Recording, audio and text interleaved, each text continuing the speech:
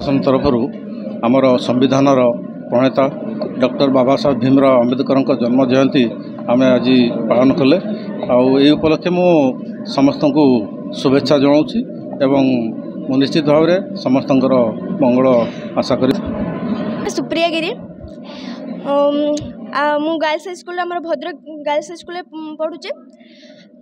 आज एप्रिल 14 तारिख doctor B R. Ambedkar का जन्म दिवस। से जड़े स्वाधीनता संग्रामी। यही जिला स्तरीय जयंती उत्सव मत कि कहवा सुजोग मिलता मुझे गौरव मन करुचे। 1891 मसीहा एप्रिल 14 तारिख से आम यही जातिर पुरपल्ली ठारे जन्मग्रहण करते। से बापा सान पुओ थिले। सी पिलादिन हुए माँ छेउंड हो जाते। सी पिउसी मीराबाई पाखे अति श्रद्धार माने बहुत बड़ होते। से समाज रे छुआ छुआ भेदभाव थिला। सी किंतु से छुआ छुआ भेदभाव ही जड़े राष्ट्र विप्लवी रूपे सहायक होते।